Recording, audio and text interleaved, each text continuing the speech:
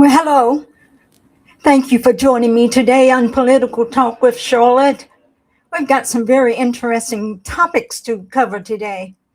This is a beautiful, beautiful day. I think the groundhog probably didn't predict the weather very well, and we are getting some warm weather, and I'm excited about that. It's going to be approximately 70 some odd degrees today in the greater Memphis, Tennessee area. It looks like we've already got some Pete Patrick.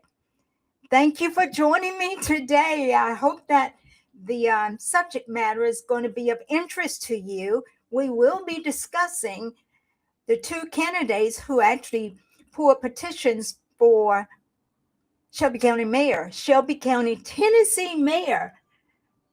And not only did they pour petitions to run for those seats, they poured petitions to run as I am, a Republican. So I'm excited about this show. I hope you are as excited as I am. So again, thank you for joining the Political Talk with Charlotte this week. I'm your host, Charlotte Bergmann. I have a conservative voice because I'm a Christian and I possess strong constitutional values. And this is why I shake my head so much when I see posts from Democrats. I think they are correct, but if they read the law of the land, read our Constitution, they will understand why they are wrong. So in today's video, I'm going to talk about the two candidates who poured petitions, but I'm also going to take you down memory lane for those who are historians or history buffs to discuss how did we get here. You know, I was looking back at my history. I joined the Republican Party back in 1992, where Bill Clinton was running against George W. Bush. Yes, 1992. That means I have been a Republican for 34 years. And this year I'm excited because I see more and more people. Cindy, thanks for joining the show today. Woohoo! You and Patrick and those others of you who have not identified yourself, but I know you're out there and I'm going to ignore my phone. This is the wrong time to be calling me. Anybody that's calling me now, please call back in about an hour after the show is over. All right. So let's get started. Let's go down memory lane or the history lane to discuss how we first became Republican. How did the Republican Party get started? I'm sure most of my listeners already know. But for those of you who do not know how the Republican Party got started, let's listen to this. It's going to be a decently long video, and I am not going to interrupt because, you know, the Bible says, my people perish for a lack of knowledge. And this is knowledge that I'm sharing with you that you need to know in order to make the right decisions when it comes to your votes, when it comes to your livelihood, when it comes to looking at your family and making a decision about their wealth, their welfare, and their happiness. So here we go. The Republican Party was not an accident of history. It was founded in 1854 for one primary but moral reason, and that reason was to stop the expansion of slavery. This was an institution created, defended, and even protected by the Democratic Party, which at the time was the party of the slave-owning class. The Republican Party was the party of Abraham Lincoln, the party that fought and won the Civil War, and the party that pushed for the Emancipation Proclamation. After Lincoln's death, it was the radical Republicans in Congress who truly secured our rights. They passed the 13th Amendment, abolishing slavery. They passed the 14th Amendment, granting us citizenship. And they passed the 15th Amendment, securing the right to vote for Black men. The Democrats in the South refused to accept this new reality. They created the black codes to mimic slavery.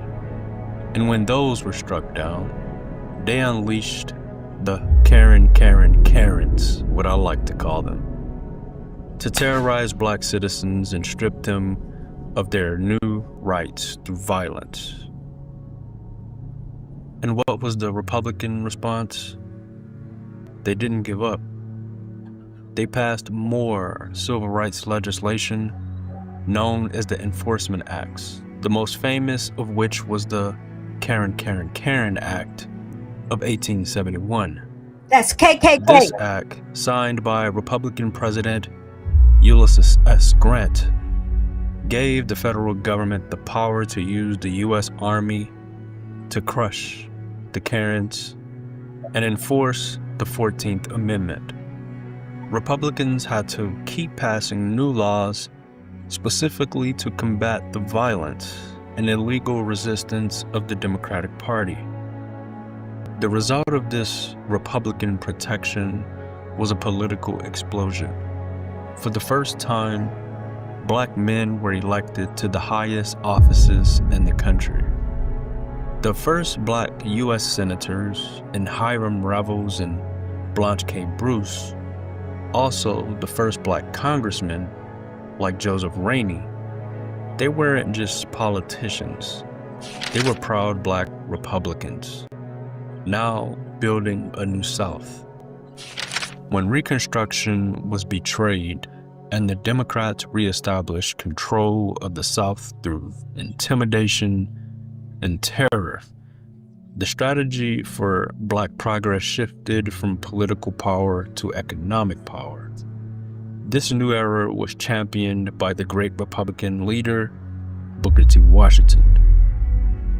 He preached a powerful yet conservative philosophy of self-reliance, capitalism, and education, urging the community to build its own economic kingdom from the ground up.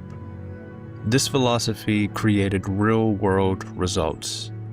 It was the era of the Black Wall Streets in places like Tulsa, Oklahoma, and Durham, North Carolina. These were thriving, self-sufficient hubs of black capitalism built on the Republican principles of free enterprise and community. They had their own banks, insurance companies, businesses, schools. Amongst the community were your doctors, lawyers, and very successful middle and upper class. This was the era of titans like Madam C.J. Walker, a daughter of former slaves who, through sheer grit and business genius, became America's first self-made female millionaire. This was the fruit of philosophy that said we would build our own. But as these economic successes were being built, the political reality on the ground was brutal. Under the Democrats' solid South, the penalties for being a black Republican were severe. The fist of violence was present. Any known black Republican activist risked being a target by the Karens. The pen of the law was used to create Jim Crow, poll taxes, and literacy tests to steal the vote. And the chain of economic coercion was the most common threat of all.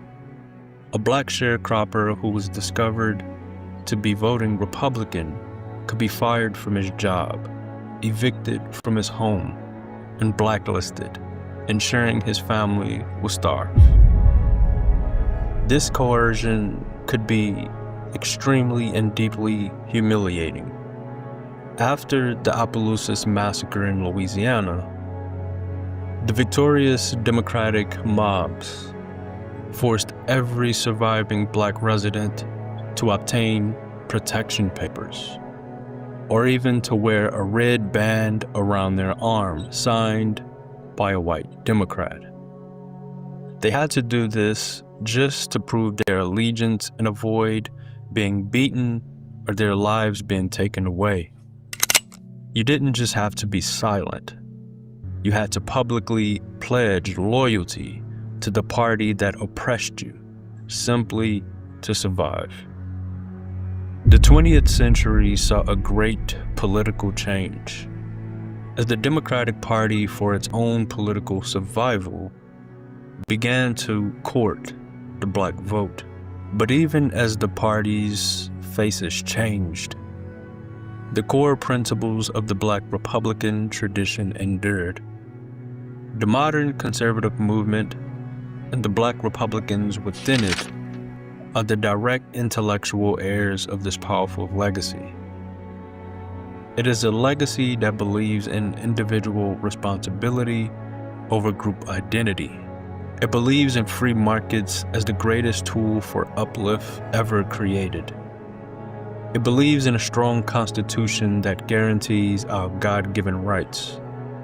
And it believes, above all, that we are not victims, but we are the masters of our own destiny.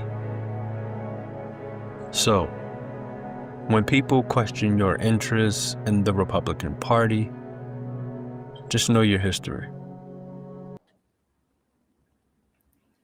Guys, I know for a fact it's not easy being a Black Republican. It's not easy. For 34 years, I had to go out and renounce the Democrat Party because I was raised by parents who held strong convictions based upon the Bible. They now probably would look at the Democrat Party and say, I do not want boys going into girls' restrooms. I do not want boys and girls being confused in terms of their sex. I do not want boys playing in girls' sports taking over.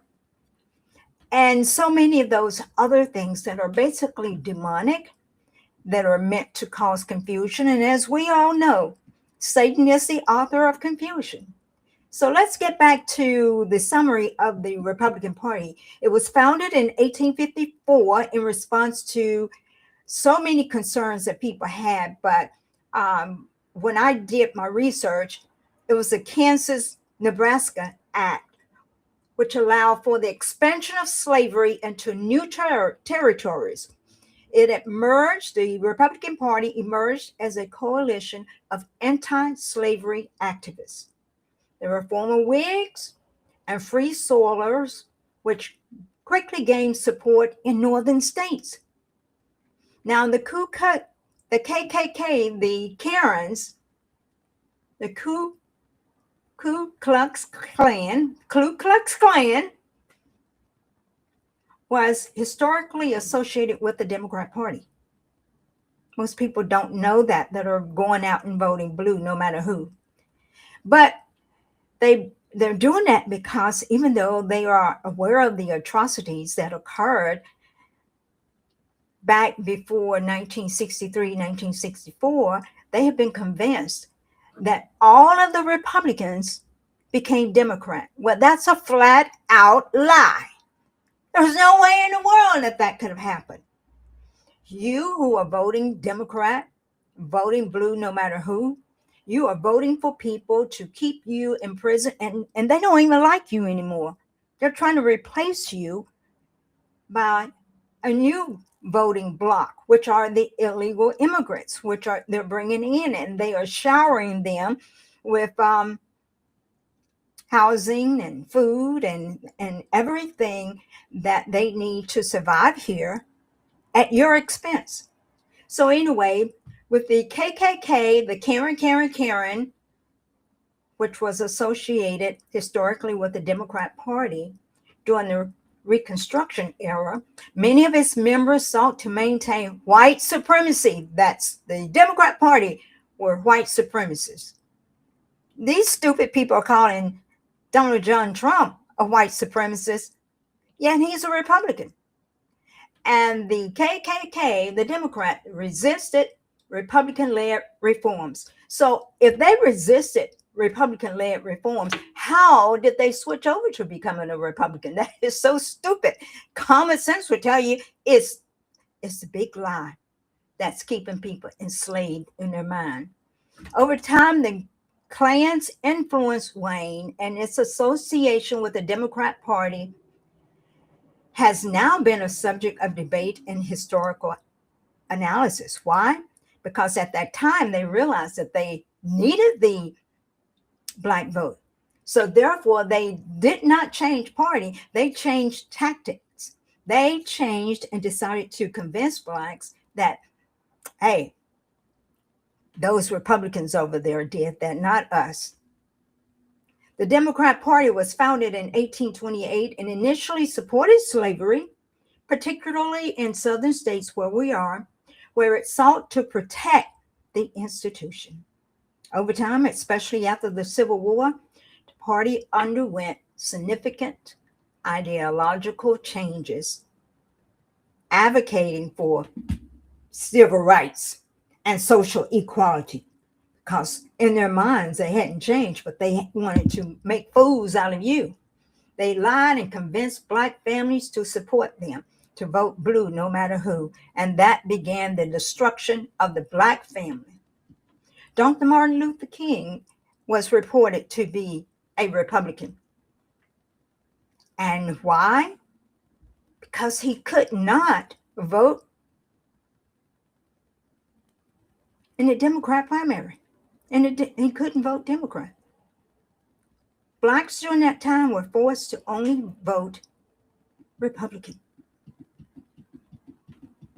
So now I want to bring you to today. Those lying people haven't changed. Bobby, thank you. Bob, you're right. It is not easy. It's not easy, but it is worth it. It is worth it to stand your ground. And I've done it for 34 years, and I didn't realize I had done it for that long. I just knew that I had to hold my chin up and do what I felt was right. So anyway, what I want to do is let you know that apparently there is a mass exodus in the Democrat Party, but they are trying with all of their hearts to replace the minorities, the blacks who are leaving. They are trying to replace us. Yes, Cindy, they just changed their tactics. They didn't change the party, they changed their tactics to be deceptive. I want to fast forward to, everybody knows that this month we celebrate Black History Month. And yesterday in the White House, President Donald John Trump hosted a number of people who actually attended that event. And there was one grandmother. I want you to hear what she had to say. I mean, I was very, very impressed by her. She's dynamite. Let's hear what she had to say.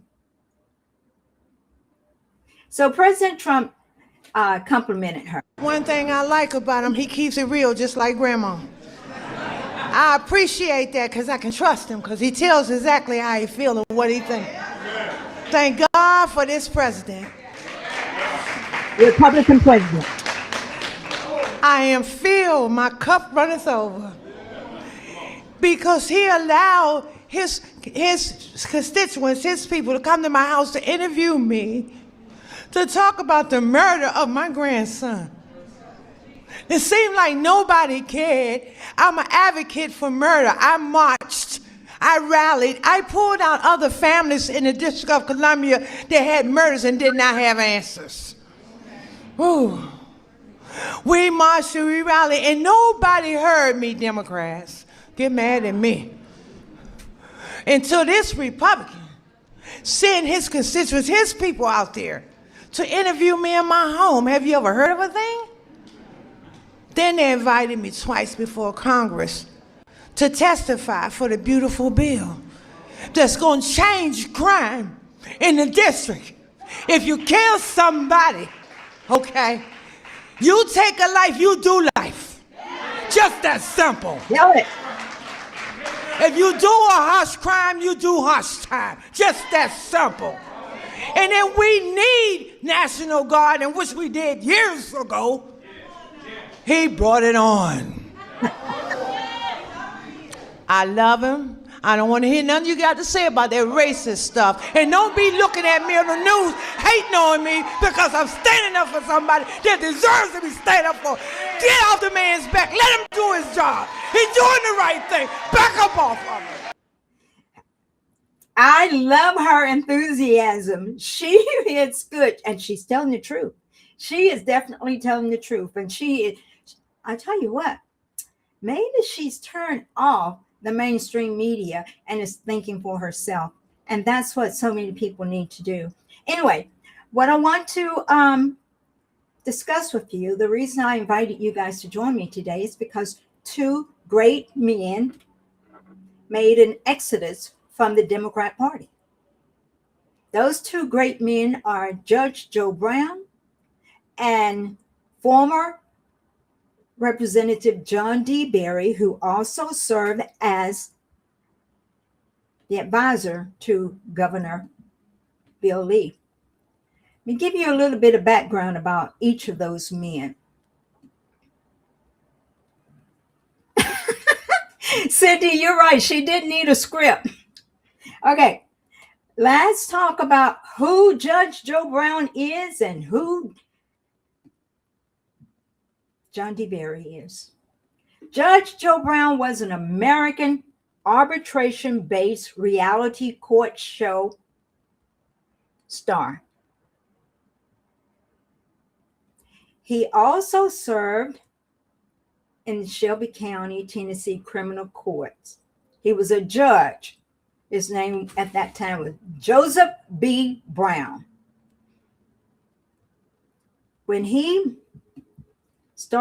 went to Hollywood, I think he started September the 14th, 1992, and his show aired up until 2013. He was the second highest paid daytime television personality behind Judge Judy.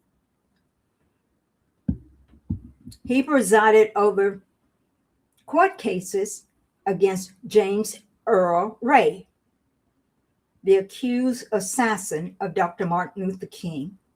So I equate Judge Joe Brown with being indirectly involved with what happened during the civil rights era with Dr. Martin Luther King. Now, let's talk about John D. Berry. John D. Berry was born in 1951. He's an American pastor, and he's a politician who served as a Democrat member of the Tennessee House of Representatives. If you remember in the video I showed earlier, if somebody decided to vote Republican, they were beaten, they were ostracized, they were misaligned, they were mistreated by the Democrats because the Democrats did not want minorities to vote for the Republicans. So many people that you see that are voting Democrats, their parents voted Democrat because they were basically forced to vote Democrat. But they also changed their tactic to appear to be, a group that people can tolerate.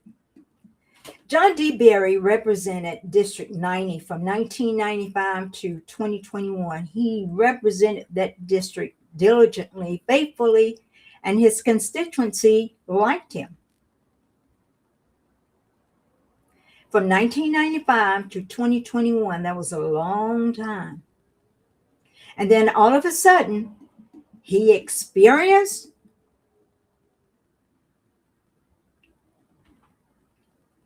the wrath of the Democrat Party. He went about his business campaign after campaign, poured his petition, decided to run as a Democrat, and at the last moment, before John DeBerry could do anything further, he was kicked off the Democrat platform because he was standing up for what was right for the Bible. He didn't believe in abortion. He's an anti-abortion advocate. So what happened was he was not able to run in that election. So Republican Governor Bill Lee appointed him to become his senior advisor in 2020.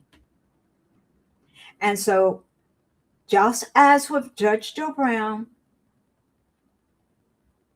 John DeBerry is running as a Republican. They have left the Democrat Party, and I think either of them are going to make masterful mayor candidates. John DeBerry also says he marched with Dr. Martin Luther King, so both of them aligned themselves with Dr. King in some fashion. They both come from that era where men and women fought for equality, fought for what was right. Let me show you a picture of Judge Joe Brown, and then I'll show you a better picture of John DeBerry. See, can you see that picture? Is it coming up? There he is, Judge Joe Brown.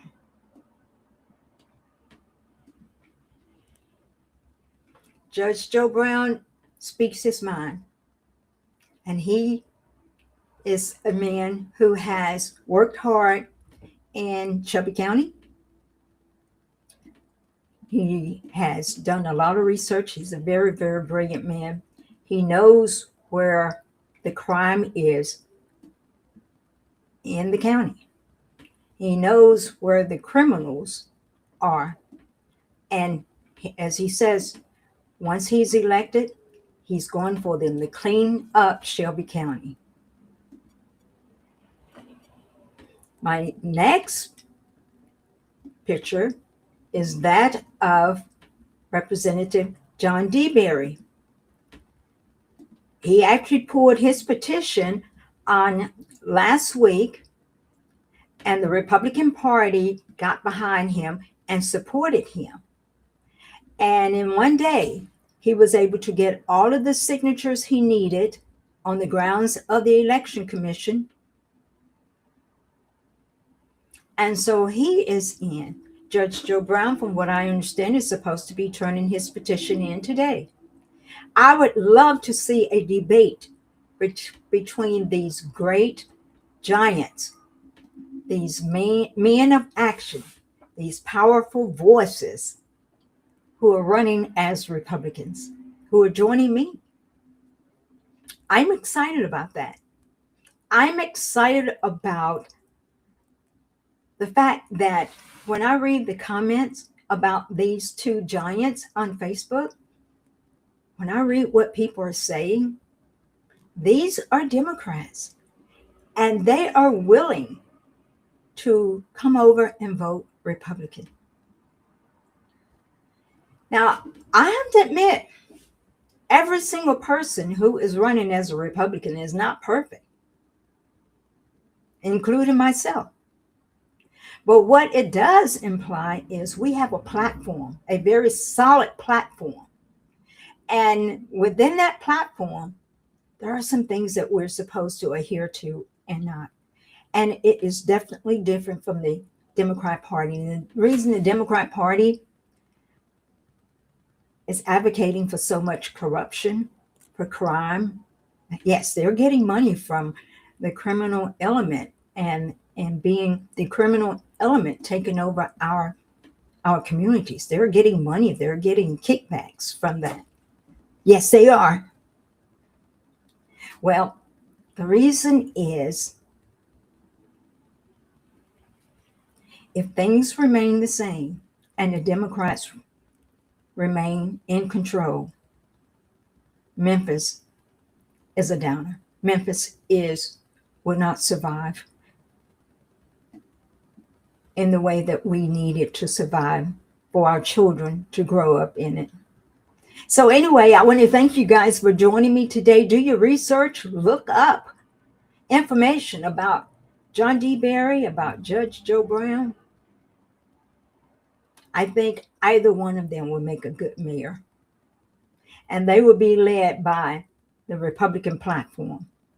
And as I alluded to earlier, we have imperfect men and women, but we have platforms that guide us. And I know for a fact, I looked in horror at the Democrat platform, and the first thing they did was to vote God out of their platform in 2012.